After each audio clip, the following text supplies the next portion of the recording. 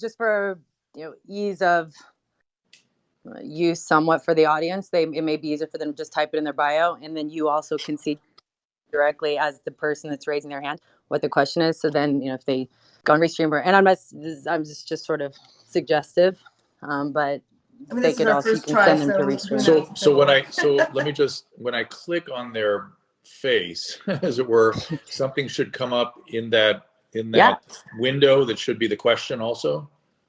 Yeah, so like if Baratunde in the audience here raised his hand, you could go down, sort of look in the queue, find Baratunde, click on his profile, a little half sheet will pop up, and you'll see their profile, and then you can see right there at the top of their profile, they can it's super easy to edit your bio on Clubhouse, so they put their question in there, and then what you do is you tap on them, and it will actually bring them up.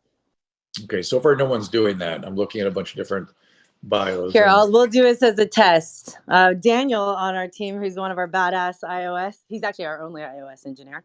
So if Daniel typed in the question on his bio, and he's not working. And he raised his hand? Yeah, and he raises his hand. I can't find him. And then what you can do, he's probably going to kill me for doing this. He hates talking in rooms. But if he were to do that, let's see, Daniel's saying. There he is. I found him. Okay, great. Now you can tap on Daniel because he's got his question there, and you see what his question is. He wants to know about your mom's house. Yeah. And so how do I get him? So now you can just tap on him. So now you can actually invite him to speak. There you go. Perfect. Wait a minute. How do I invite him to speak? That's his question. Wait. So you can just invite him to speak because he's raised his hand. How do I do? Oh shit! How do I do that now? Okay, so I go back. Oh, I see. Add him here. Got it. Yep. That's just the plus on the microphone, right? You got Daniel, it. You there? Came up and went away. Hey, come what's on, up? Daniel, come what's back. up, everyone? So this is our Stephanie's impressed. Call-in audience on Clubhouse. We don't have to have a phone line. Yeah, this is right. So essentially, Clubhouse. You got 1.2 thousand people who can hear you and are listening to you right now. Right now? Yeah. Hey, Yep. Well, tell them about Dose of Dr. Drew. We're about to start the show live on YouTube, and the link will be on Twitter. So if you go to Twitter, you can find the link, go straight to the Periscope. And then if you go to Dr. Drew TV, you can get the link. .tv. So Daniel, my favorite moment on your mom's house? Yeah, I enjoyed your guest appearances there. I wanted to know if you had a kind of favorite reaction or video they showed you. Well, you know, I have a show over there, right? Dr. Drew After Dark. Yeah, I've been enjoying that. Yeah. Okay, so there's lots of favorites over there. On your mom's house, my favorite time was the very first time I was in there because I was so clueless what I was getting into, and I sort of the peak moment, or shall we call it my bottom, was when they showed that guy. Where they showed that guy bringing the car into that it was like a slot. What do you call it? A stall. Yeah. It ran into that dude who I was sure died. I was sure that we were watching a fatal accident, and I thought, oh my God, what is wrong with these people? What are we watching here? And, I think that's the correct reaction. And that's what they were going for. It turned out they wanted me to be completely freaked out, which I was. And then we became great friends, and now I work there. You can keep talking. Okay. So, but thanks for letting us do this. So I'm going to try to navigate. So I'll just start. I got to play an ad, then you can. Okay. So here's what we're going to do. I'm going to put both Stephanie and Daniel back in the audience, right? Great. Yes. Yep. Okay. You can put us back down in the audience. All right. Thank you, Daniel. Appreciate you. Yeah. Nice to meet you. You as well. Thanks. You. Welcome to Clubhouse. Stephanie. Thank you. No doubt we'll talk again. Yes. So for everyone out there, what we're doing with Clubhouse, and you are But welcome.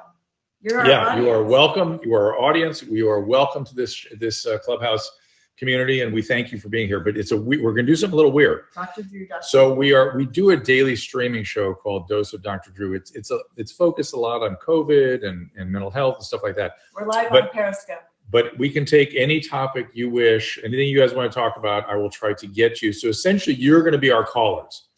And so whatever you want to talk about, I'm willing to talk about. This thing will go out just so you understand what we're doing and you're consenting to this. We're going out on Facebook, YouTube, Periscope, and Twitch, as well as in this Clubhouse room. So your question will go out on all those platforms. And then there's a there's a YouTube channel, there's video. That interesting. It's just me sitting here answering your questions. So the best way to proceed is you raise your hand, which is the little thing in the bottom of the. I guess it's according to Steph. Change your bio, so just put your question in the bio. But I'm just going to try to go down the line with the raised hands once we get started here. There's lots of hands up, so I apologize if I don't get to everybody. All right. He's gonna have to announce the show in a second. Yeah, we have to do the show. Okay. Okay, I'm gonna just talk to Rachel, who's the first at the top of the page. Hi, Rachel. What's going on? Or Raquel. Raquel, are you there? This isn't that easy. You gotta learn how to use it, huh? Raquel, Rachel, Are you there able? you are. Can you hear me? You're kind of going in and out. Raquel or Rachel Jordan. What's weird is this thing sort of freezes up on me. I see you there, but I can't hear you. I don't know why it's so small. It's weird. Rachel? Boy, that's a weird sound. Okay, I'm afraid technical problems. I'm going to have to keep moving. Sorry, I'm so sorry. This is Jason.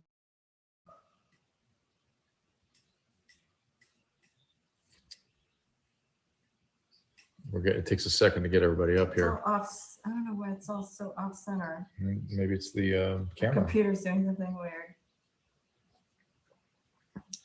So, some interesting things going on with vaccines, everybody. Novavax.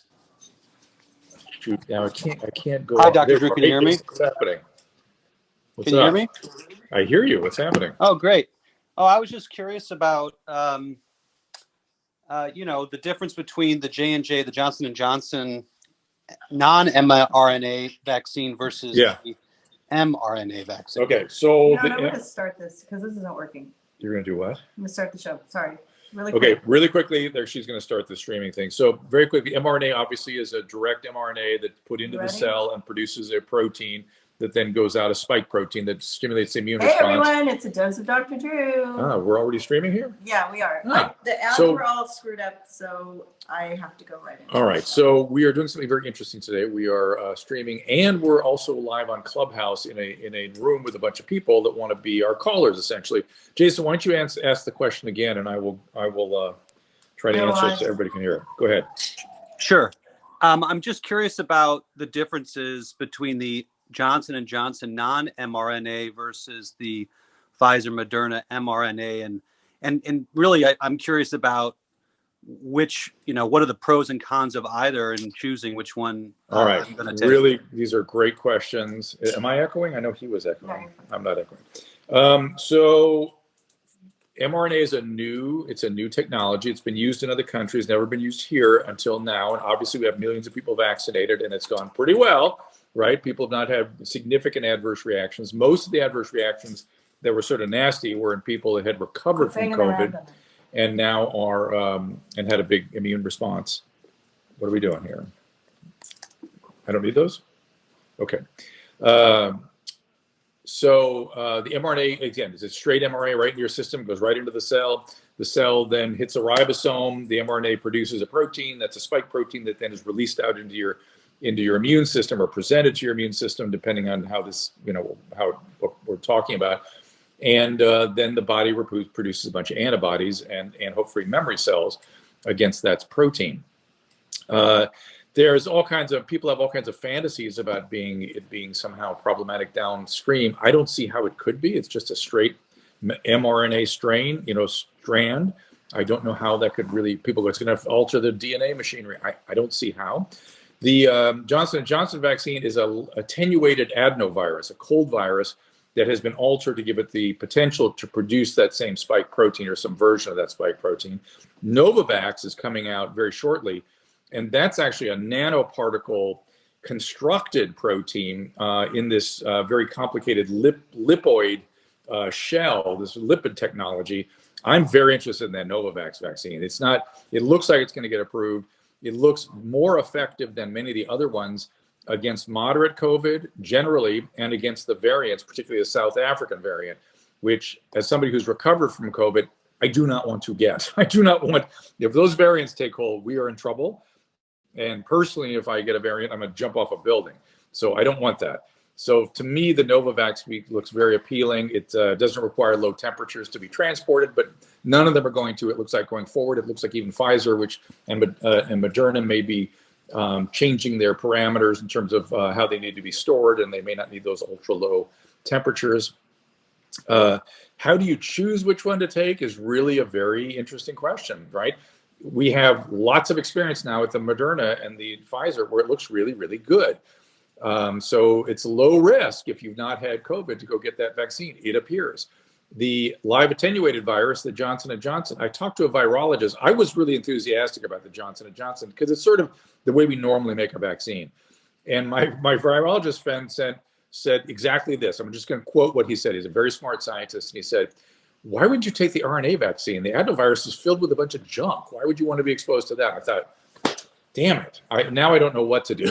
And so I'm sort of splitting the difference for myself. I'm probably going to get the Novavax vaccine, but I'm not going to get it until my antibodies drop. I'm following my antibody response right now. I had moderate to severe COVID, and my antibodies were about 10 times to 20 times what vaccine levels generally designate or create. So I can imagine if I took the vaccine, I would have a bad reaction. And I don't need it. I don't want to take it from somebody who needs it, you know? Does that answer your question? Super fascinating. Super. Thank you so much. All right. I hope that helps. It's kind of complicated, but Say hi to Restream. Restream, we see you guys. What's in the lipoid stuff? Can I leave the page? I can't leave the page, can I? It drops everything. Yeah, just let them listen to your show. I have something I want to. I took a picture of. I want to read to everybody, and it's on my pictures. I can't get to pictures without dropping everybody off. Is that unfair? You could probably swipe. It scares me. It scares me to do that. Swipe down for your photos. Swipe down? No. No. Well, that stayed up. Let's see what this does now. Yeah. Well, if we drop, I'm afraid to do it. So I took a picture of the specific structure of the Novavax vaccine. Somebody's asking about it here. J&J is only 60% effective. Yeah, but that's against moderate and severe vaccine. It's like a lot of them are almost 100% effective against hospitalization, death, and more severe forms of the disease. So again, Jay's philosophy, yes, I did have COVID. For the Clubhouse guys, I'm talking to a Restream chat here. We're going out on YouTube. We're live on YouTube, Facebook, Periscope, and Twitch. And GSR Savage wants to know how I'm feeling. Been feeling better. I got through 3 rough days of production. Joe Giannotti says that the Novavax may be the safest vaccine. I don't know what the safest is. I don't know. But I'm interested. Yeah, and GSR says 60% effectiveness against the South African variant, which is what I'm interested in. I do not want to get a variant. Thank you very much. And the whole goal of all of this is to, get this thing suppressed as quickly as possible so it doesn't replicate, and and we can have less opportunity for variants to develop and whatnot. This is Saskia. Right? Saskia? Hello. Hi there. Good evening from the Netherlands. Good evening from Holland. Whereabouts are you? In the south of Holland. In I drove once from Paris to Amsterdam, and we drove through the south of Holland. It's very beautiful. Close to the Belgian border where I am. Right. And what can I do for you? I was wondering, I'm working from home about 12 months now, and only the last month I'm so fed up with that. I mean, and I'm kind of losing it mentally. What would you suggest for people like that? I still need to have hope for better times, and I can go back to the office. Here's what's missing, and I think what's missing. What's missing is social contact, right? Yeah. So it's not just the working from home. It's the lack of collaboration. If you're a team person, it's the lack of contact with peers. It's the lack of sharing with peers. You have to get out. How's the vaccine situation? We have limited availability. So there's not many vaccines available. So it will take months and months and months before I get mine. I think you have to go out and take rational risk on behalf of your mental health. I mean, you have to go and make contact with people out in the world. You just have to do it. You can still distance. You can still eat outdoors. You can still wear a mask. You can do all these things and be careful. Use your UVC lights and things. But I think if you isolate particularly when you start to feel it, Yeah. I think that's a big mistake. I just think you eventually you're going to have depression, which you're probably already getting a taste of already. Maybe. And humans need social interaction. We have to have it. I mean, and especially it's one thing if there were a war going on and we were so scared to go outside. There are literally our life depended upon it. Probably our motivational systems would kick in and protect us. But you kind of know you could go outside, you could be in contact with people, and so you're longing for it. Yeah. And I think you should do it and get that vaccine as soon as you can. I mean, I think AstraZeneca's probably going to get to Western Europe pretty soon. That's a vaccine we're probably not going to get, but I would take that one too. That one looked good to me in the early stages. It's not quite as effective as some of the other ones, but it's still a decent vaccine. But yeah, please, we have go ahead. it now. Yeah. And I was thinking the one thing we are missing right now is perspective. Yes, ma'am. And if we have that, I mean, if they would tell me the 1st of September, the world is opened up again, I mean, that's fine, but there's no perspective at all. Well, and to your point, there's a psychological principle that let me just tell you that humans can tolerate discomfort, higher levels of discomfort, if they're told ahead how long and how intense. Yeah. There's something about our brain, if we can prepare and anticipate, we do a lot better. But with the open-endedness makes us feel helpless and powerless. Yeah. And that's anathema. That is not good for the human soul. Okay. No. All right. Great call. Thank you so much for stopping in.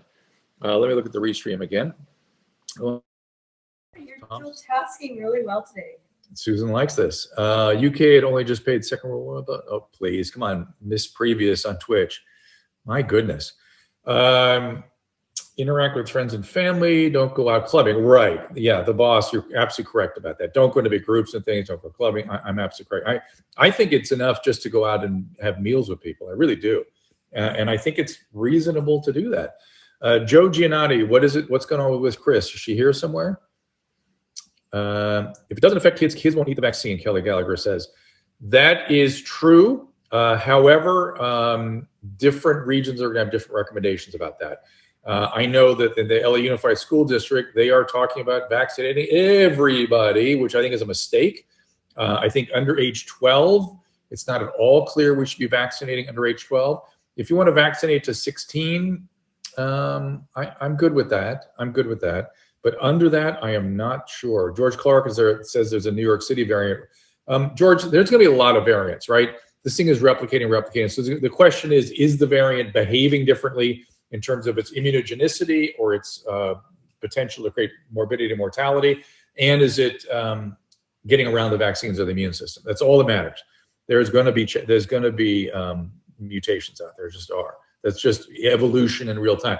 If you want to know how evolution works, everybody, you want to argue about whether evolution exists, the virus is doing it right now in real time for us. Getting vaccine in 2 weeks after I get the vaccine, can I still bring it home to my son? Chad, we haven't proven yet categorically that you cannot be an asymptomatic spreader or even a spreader if you've been vaccinated. We don't think so. It's looking good. The more the data comes in, the better it looks. But we don't know for sure. Okay, good, Susan. Thank you. Too close to the mic. Yeah, that's good. Okay. Thank you, GSR Savage. Quote for a journalism assignment. What do I think about the safety of going out to eat now? Worth it for local business insanity? How do you feel about curfews for closing early? I think limiting movement in certain areas where there are outbreaks is reasonable. I think there's zero evidence that there's ever been a transmission in an outdoor restaurant to staff or clients.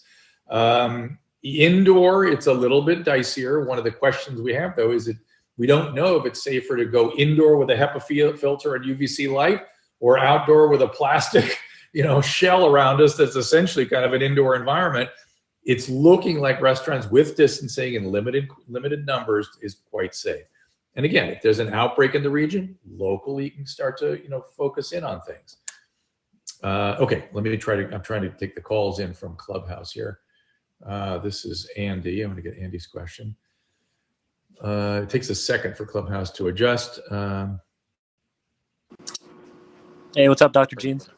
Hi, Andy. What's going on, man? Hey, what's up? I'm just wondering. Hi, Jeans. What's up?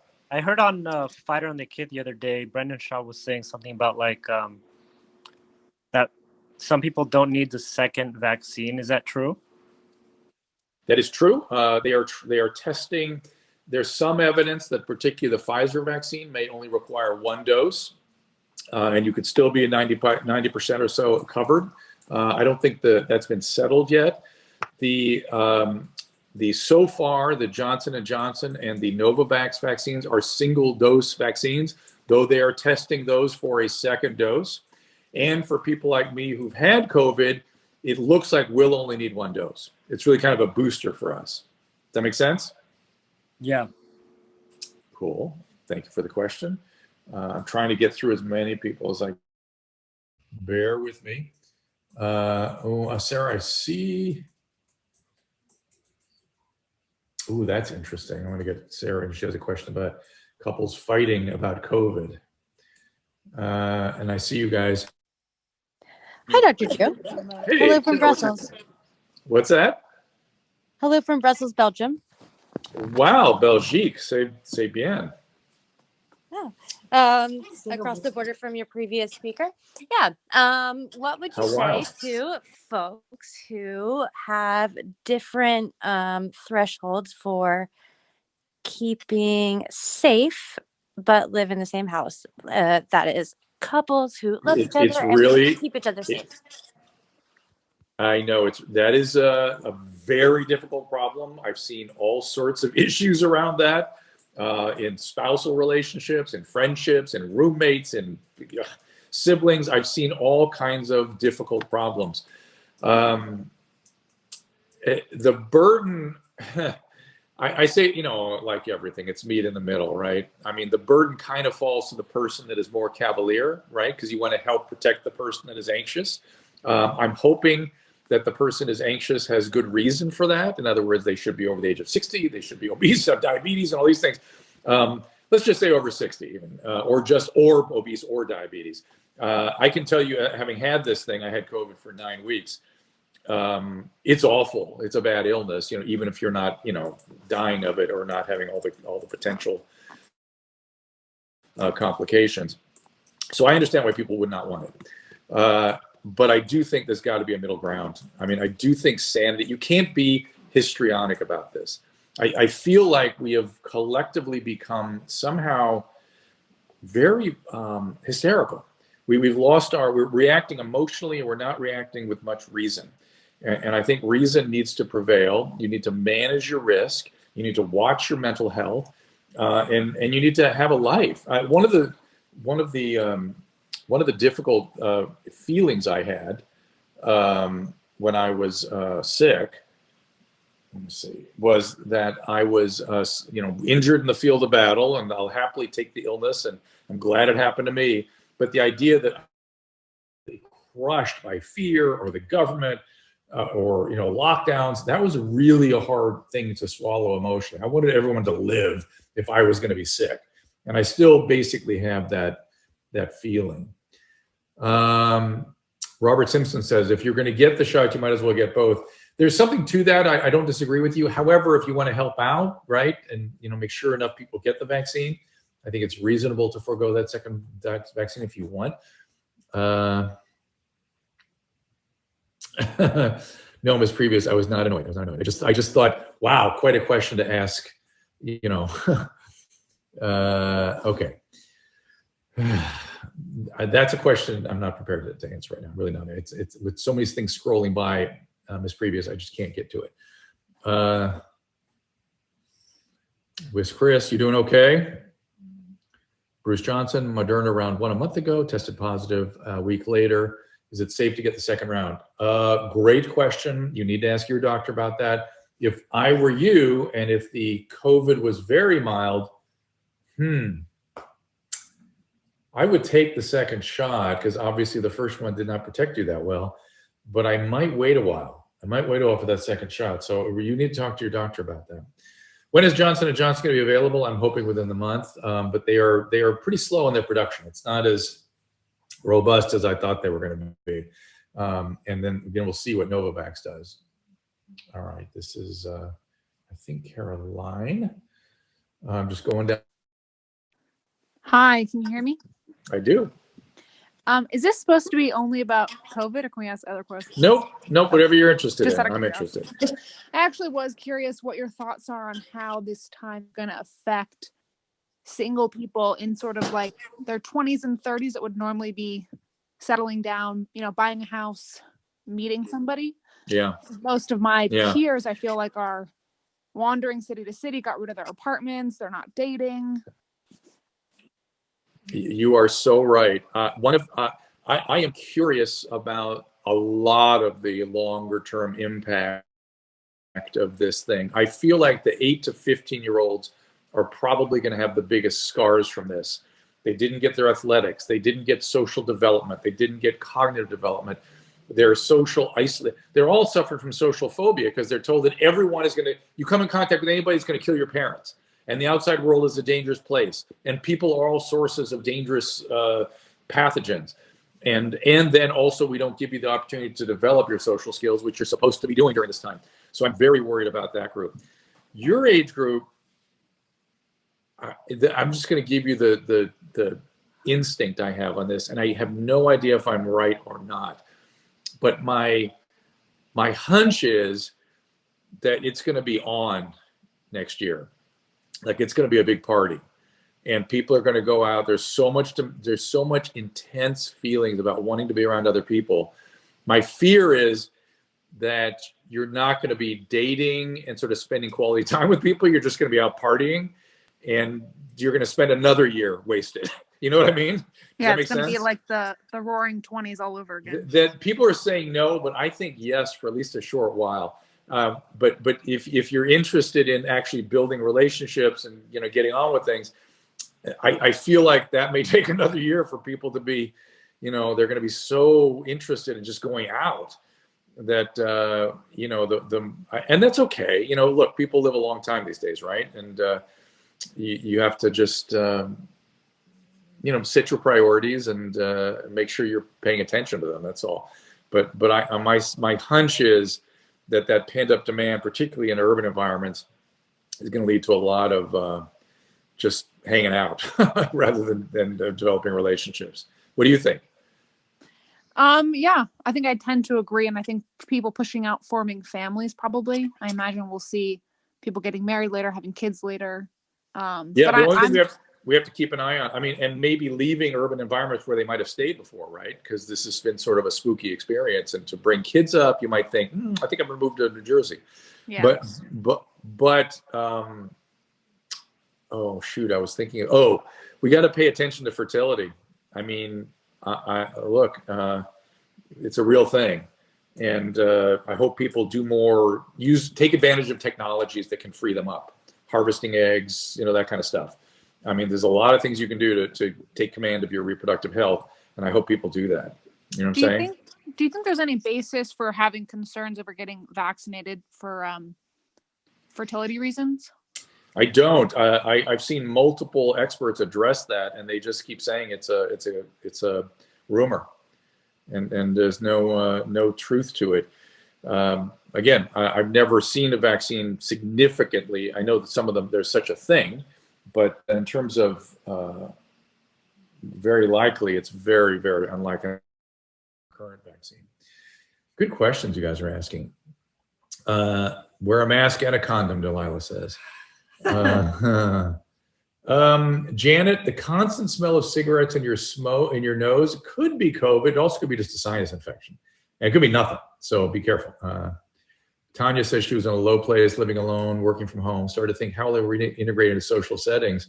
Hit me hard and it sucked. Tanya, I get you, man. I think that's loneliness and isolation. We're all living like drug addicts. This is what drug addicts say. They isolate and they don't interact. It's a very unhealthy state for us, and it's had a bad effect on our mental health. 6 weeks of antibiotic nasal spray for Macron's of this. Mark, and I don't know how to answer that exactly. I'd have to see more about what exactly the illnesses you have in your sinuses. All right, I'm just going down the line here. This is Angela, I believe.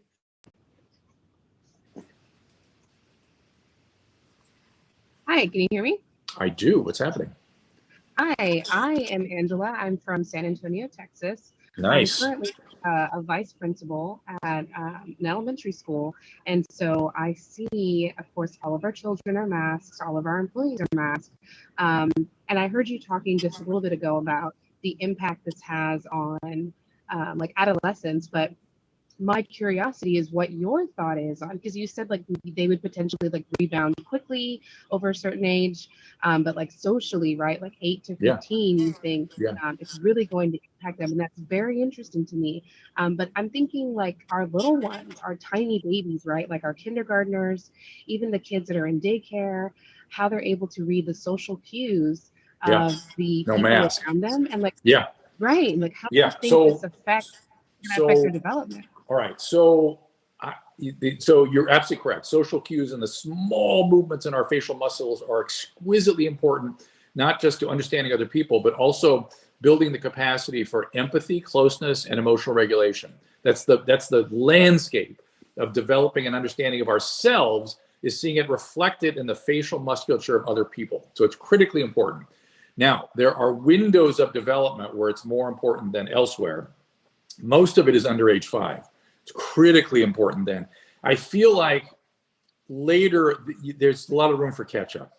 You know what I mean? Kids can really catch up on that one. So I'm not, it's been brought up. People are worried about it. I'm concerned, but I think we'll get through that one. The bigger issues are these 8 to 15-year-olds who are getting depressed, who are, by the way, using the tablets and things. That you should listen to a podcast I did. I don't think it's up yet. It's with Dr. Lisa Stroman, was talking about the data on depression and substance use and the misadventures they're having on the school-provided pads, on the internet, the things they're getting exposed to, and the sexting, and it's off the chain how bad it's getting, and nobody is doing anything about it. It's being identified, but nothing is being done, because how could you get to these kids to do it? They're not in school in a lot of states. So there is grave concern about this having some lasting impact on that 8 to 15-year-old age group that has such dependence on peer interaction for their sense of self, their sense of worth, and their ability to develop social skills. God only knows. I just don't know. Some of that stuff, I don't know how you catch up with it. I mean, imagine you missed 7th and 8th grade. How would you catch up with that? Or you missed 9th and 10th grade? Yeah. What would you, you know? And just to add really quickly, like we're seeing this even in our curriculum development with our 4th graders and our 3rd graders. Like how can we get them to collaborate together if we have half the class learning at home and half the students are in person?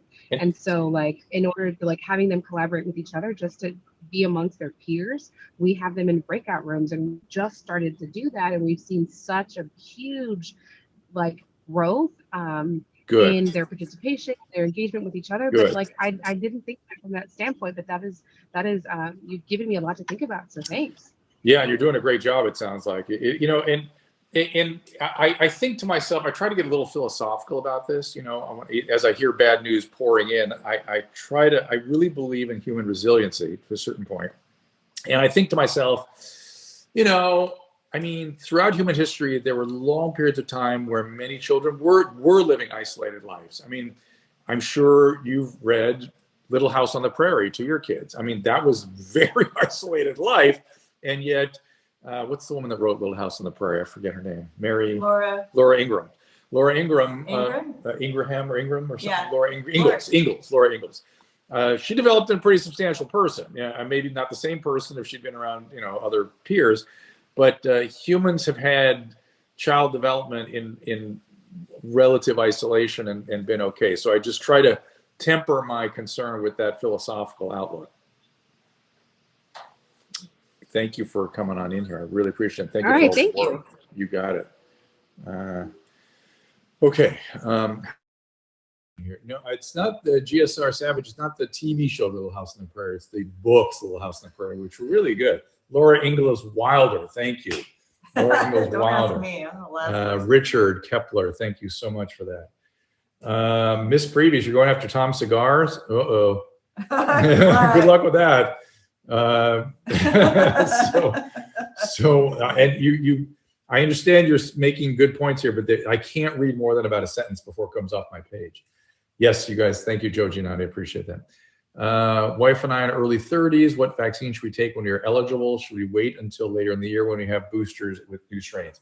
Great question, Brady. Wait till right in the year because you just don't. Oh, good. Andras Kazvili is saying he's seeing more and more scientists coming out and saying we're maybe a month or two away from this not being a pandemic. I think that's probably true. Again, pandemic is defined by excess deaths, right? But that doesn't mean we're not going to have a lot of cases around still. So be careful with their terminologies. So again, you're in your 30s. You don't really need the vaccine right now. You're not in a risk category unless you're obese or diabetic. You want to wait until your time comes up, unless you have chronic illnesses that put you at added risk.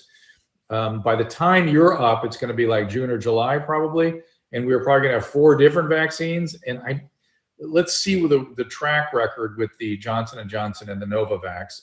I'm looking at the Novavax. We know that the Pfizer and the Moderna are quite safe. We have millions of people vaccinated now. So I think it's sort of a toss-up by the time you get there. I don't think it's not as difficult a question as you might think. Just whatever's available, I think, is what you ought to do. But now you don't want to take it from people that need it is the important thing.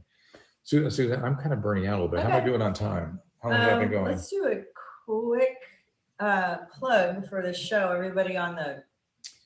Everybody who's on Clubhouse. Clubhouse, yeah. Tell them where they can find the show. On Clubhouse, what you're witnessing here and what you've been participating in is a show we call Dose of Dr. Drew or Ask Dr. Drew, which is on Wednesdays, where we take phone calls, but we may not need to do that anymore now that we have Clubhouse. That's when we travel. Yeah,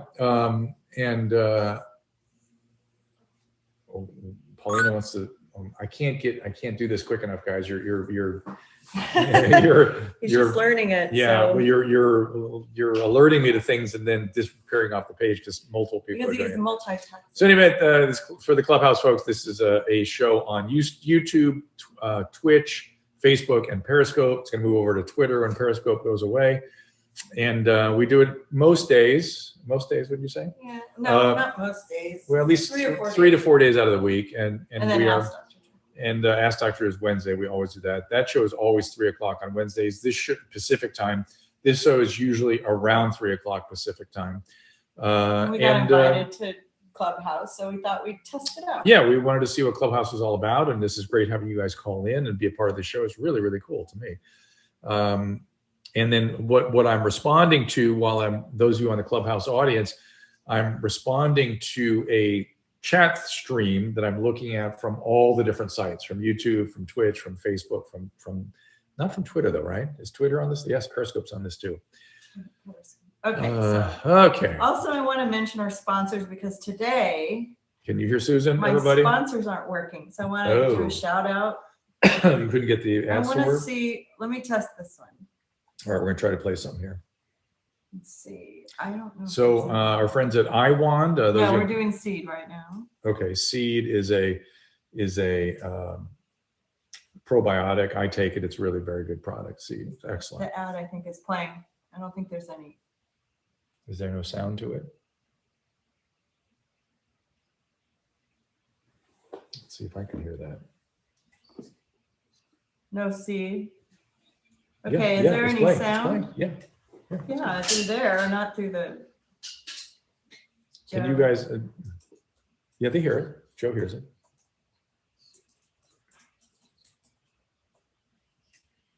There, that's working. Okay, and Clubhouse will be with you in just a second here. Okay, you can talk right now. All right, so for the Clubhouse folks, why are they wondering why that's on? I'll put you back in a sec. Okay. So I have a couple of products that we use that support the shows. Something called Halodyne, which makes masks work better. It's a povidone solution for your throat and nose, which I use like crazy, especially when I travel. And this is Seed, which is a probiotic. And then I'm a big, oh, Perez Hilton's in the house. Hi, Perez. Use a lot of UVC light. Okay, I'm back. Sorry for that little diversion. Paulina wants to come in here for a second. Paulina, you wanted to come in? Oh, I just wanted to check in and say that Zach is in line for his vaccine. Right on, right on. Which vaccine is he getting? Do we know? Very uncertain, but he's in line for it, no matter what it is. I love it. I love it. I love it. I love it. Well, congratulations. Tell him congratulations. And we'll see you guys tomorrow, right? All right. I'm trying to go through the line here, so I'll see you then. Bye. Okay. Trying to get Perez Hilton was in the house here, Susan. Susan? That's fine. I'm sorry, I was focusing on something else. What'd you say? I said Perez Hilton in the house. Hey, Perez, come on in. Boy, there's so many of you raised your hand. There's Perez. Hey, buddy. Hey there. Perez. Is Paulina your daughter? She is my daughter. Oh, amazing. I know. She's 28 years old now. Can you feel old now? Oh, my God. My son just turned 8. I definitely feel old. I can't believe that. That's crazy. I'm good. I'm much better than last year because that was a mess for most of us. And I have made a lot of positive changes as a result of that. One is I'm getting a lot more sleep. I used to only get about 5 hours of sleep a night, and I would function like that. And I did that for 16 years since I've been Perez. You know what? I did the same thing. And I've started sleeping a little bit more now, and I don't know how I did it. I don't know how I did it. I know, same. How much sleep are you getting now? I'm getting 8 hours. Me too. Yeah. I feel like a different person. I certainly feel like a different person. I don't know if I am a different person, but I feel more human. That's for sure.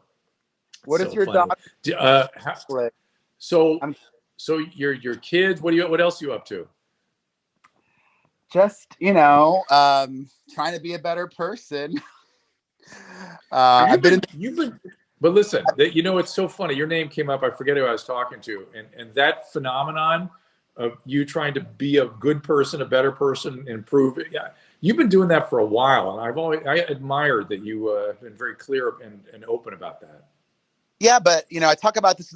Last year got me back into therapy, which I'm very thankful for, because the brain plays tricks on you, and for the longest time, my brain was saying that I should not go back to therapy because my therapist and most good therapists here in Los Angeles don't accept insurance.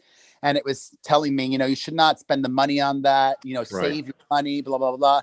And, it takes time to get there and get back. And anyways, I got back in and I've been talking to my therapist that, no matter how much I change, actually, maybe you probably might have some insight. Go ahead. Because Howard Stern also has gone through this big change, but I feel like more people are willing to see Howard for who he is today. That doesn't mean they forget about old Howard, but they just see him for who he is today. Whereas I talk to my therapist and I say, no matter how much I change, it feels like most people still only choose to see 2007 me, which was an asshole and awful. And I'm embarrassed by 90% of what maybe not 90%, but a lot of what I did back then. Why do you think people can let Howard move forward? But I feel like my public perception is stuck a decade plus ago.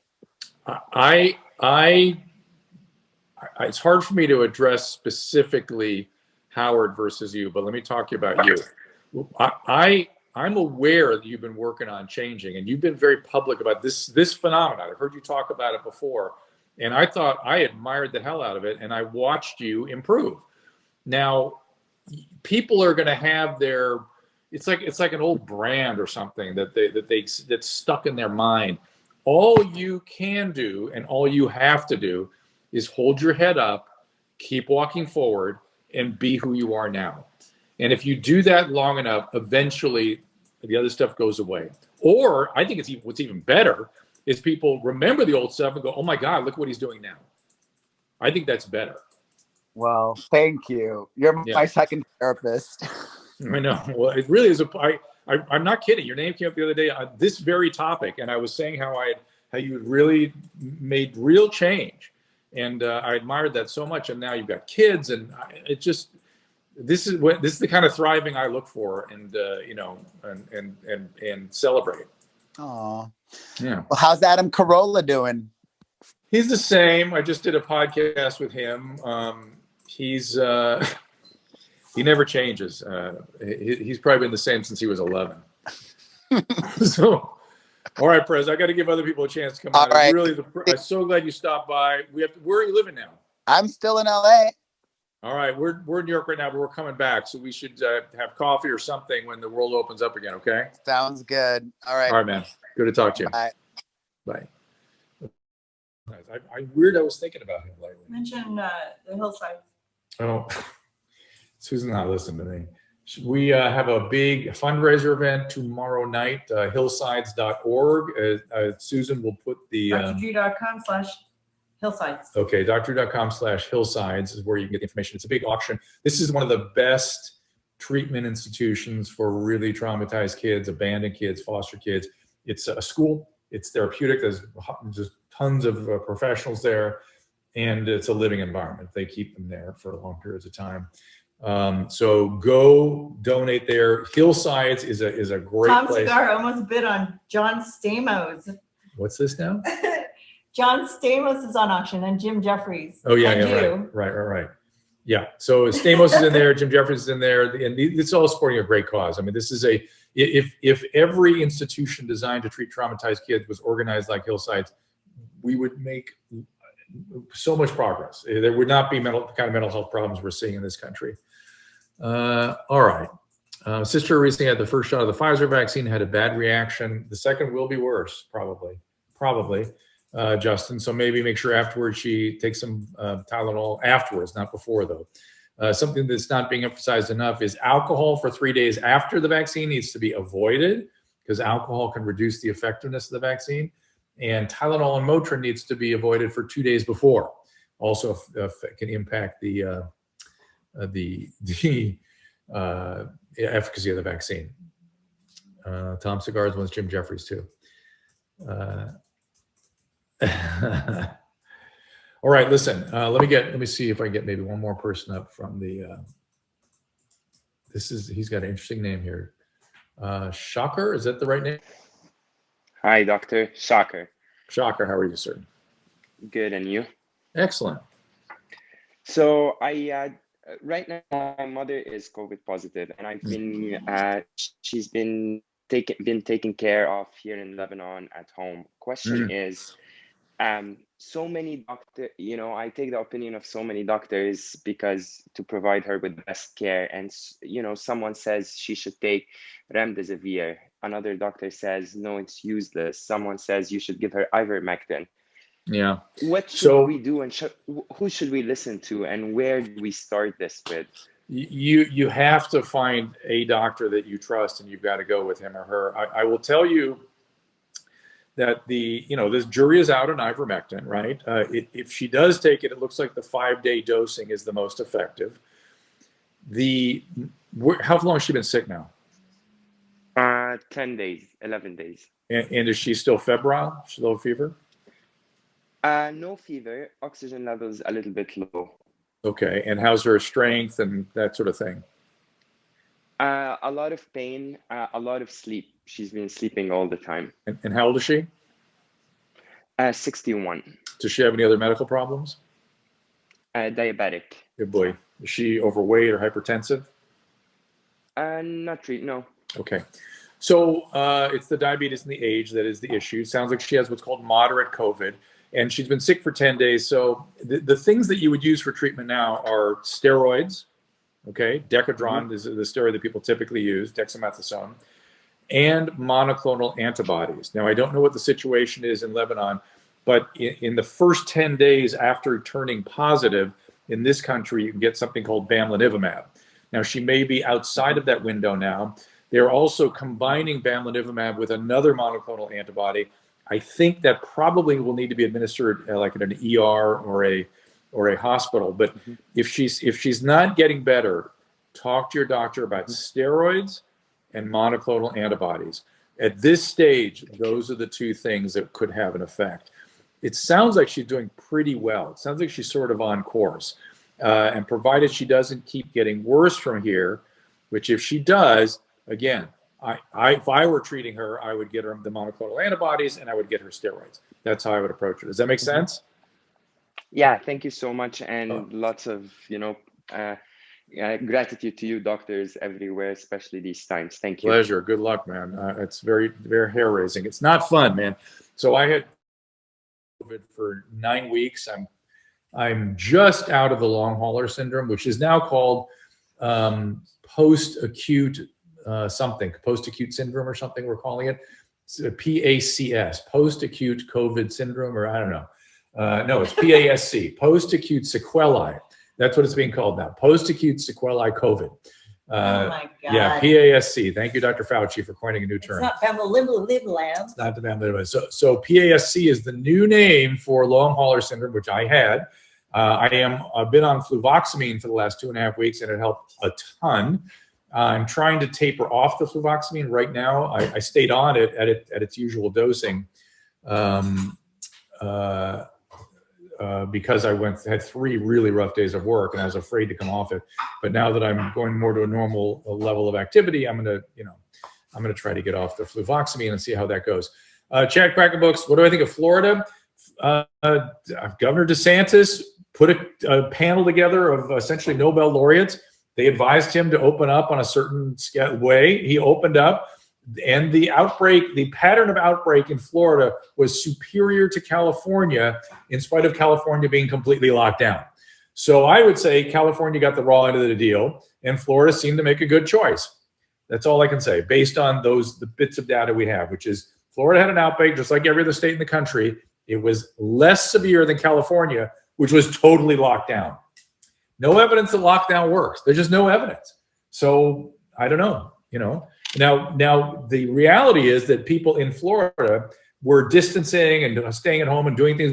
When we get scared, we will do stuff naturally. We don't need daddy government to tell us we have to live a certain life. We tend to naturally navigate in more appropriate ways when the risk is out there. That's what we see. My son drove across country a couple weeks ago, and he said everyone was at home. They stayed at home, even in states that were completely open. So people are not dumb.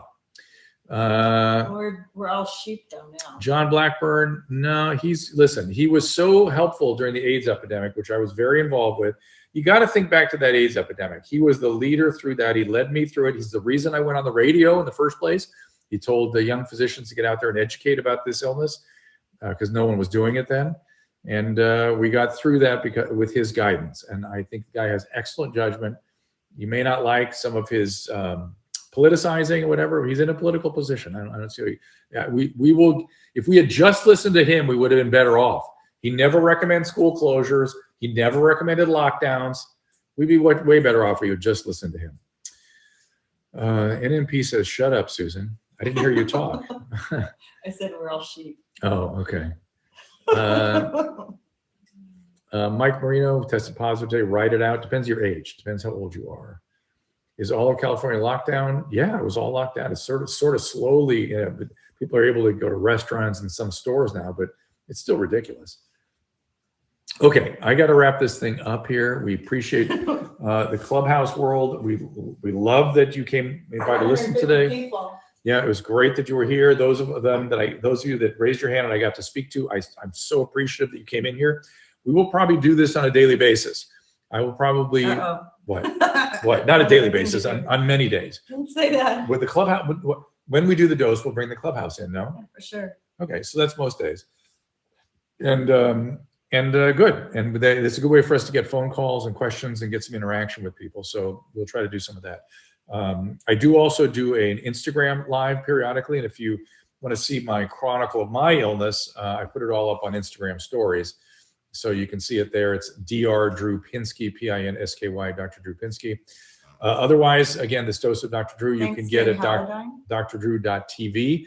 And the people that make it possible for us to do this are our friends at Halodyne, which make masks work. It's a povidone iodine solution for your nose and mouth that kill the virus. drdrew.com/Halodyne. We have the seed people with the probiotic and of course, we have the Hydrolite, which is a hydration product that saved me when I was sick, and I'm very hot